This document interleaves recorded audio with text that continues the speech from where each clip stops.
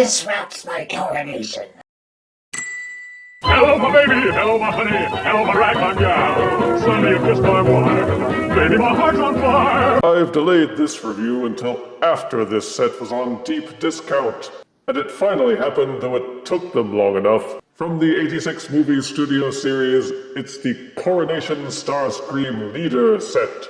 We've reviewed Starscream figures before, and here he is again, and again, and again. Starscream, Decepticon Air Commander, whiny, backstabbing jerk, constantly hatching schemes to supplant Megatron as Supreme Decepticon Leader. Behold his leader-sized box with no plastic windows. Movie-style art on the front, character shots on the sides, and on the back, a look at both modes and all the goodies that come bundled with the figure. Now let's get Starscream out of this box and give him a king-sized crowning.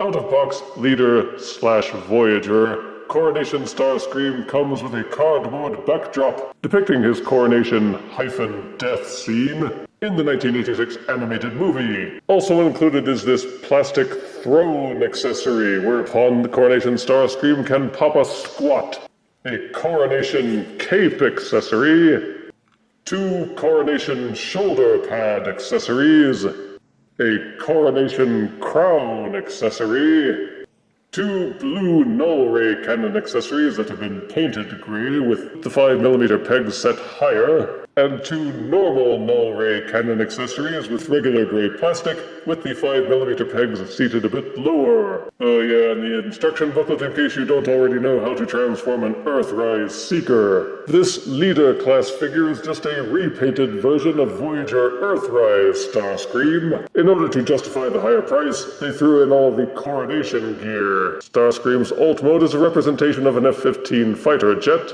and again this is identical to the Earthrise Voyager. The only difference is the color scheme is slightly modified to be more like the 86 movie.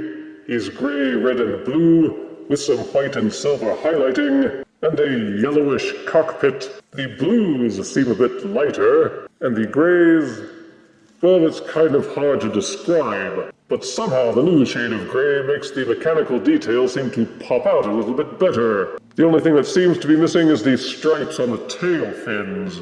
And once you notice those aren't there, it's pretty much all you notice. Why put the detailing on the main wings and not on the tail fins is anybody's guess. Boo! The features for the alt mode are the same as Earthrise Starscream, which is to say that he's packed with several open 5mm ports, where you can install his default weapon accessories, or any compatible accessory from the entire War for Cybertron line and beyond. The extra null rays add a little bit of zazz to the alt mode with 4 guns to blaze instead of just 2. Not sure why they put a fire blast nub on the back of the unpainted null ray cannons, but those don't hold in either, so there's double no reason for them. You're supposed to put the unpainted null rays underneath the main wings, and there's really no other way to store any of the other coronation gear while he's in alt mode, which is where the throne comes in. Turn the throne around and you will see a number of storage port options. Inside the back of the throne you'll see 2 open ports, the shoulder pads plug in there, the painted null ray cannons plug into these 2 holes on the back of the throne, while the cape plugs into the center peg on the back. At the top back of the throne you will see this tiny peg, and these brackets. The coronation crown fits and stores over that, and so the throne serves as a holding rack for all of the coronation gear. As with all the Seekers which share this engineering, there is no landing gear, so you can only plunk it on the shelf, or use a figure stand to simulate flight. There's no logical way to employ the coronation gear or the throne in alt mode, though users are free to employ any illogical means they wish. The transformation process and engineering is the same as every other Earthrise Seeker. The plastic feels as if it's slightly less robust than the other Earthrise jets, and because some parts are painted, it takes a bit more to fit and squeeze them into place. Combined with the possibility of more brittle plastic, keep a close eye on any pinned joints or hinges and beware of any cracking. The robot mode shares the same molding as Earthrise Starscream with the addition of opening and closing finger hinges. So you can have him simulate waving his palms and pointing dramatically as he boasts of his leader status. As for the articulation, it also mirrors the Earthrise Seekers with a ball-socketed head that will rotate fully, adjustable wings that will fold backwards and hinge in and out, fully rotating shoulders that are also hinged for splaying, an upper bicep swivel, 90-degree bending elbow, the hands will flip up and down as part of the transformation, move the crotch plate out of the way and the legs can kick forward, though the hip back movement is still blocked by this butt flap, legs that splay outwards about this far, an upper thigh swivel, 90-degree bending knees, patented ankle pivot, and both the front and back heel spurs will fold up and down, which gives Voyager Coronation Starscream a high degree of posability. But what sets him apart is the accessory set. You can sit him in the throne, though you have to flip up his crotch plate, for shame. And any other similarly sized figure can also use it, as long as it doesn't have any protrusions or kibble which get in the way. Case in point, the Starscream figure won't sit back all the way on the throne because the legs keep blocking him from moving back any further, not to mention his nose cone accessory, and the butt flap is actually about half an inch lower than his butt, so he'll always look like he's hovering slightly above the chair. The shoulder pads come equipped with an internal peg, which is compatible with the shoulder port on the side of Starscream's arm. Plug those up and push them in place, and Leader Starscream can have his 80s style shoulder pads. Fold down these little port struts on the inside of the shoulder pad, and the painted null-ray cannons, with the higher placed ports, can be plugged in and used. The crown accessory simply perches on top of his noodle, push it in place until you can feel it gripping. As for the cloak, lift up the nose cone from the back to expose this port,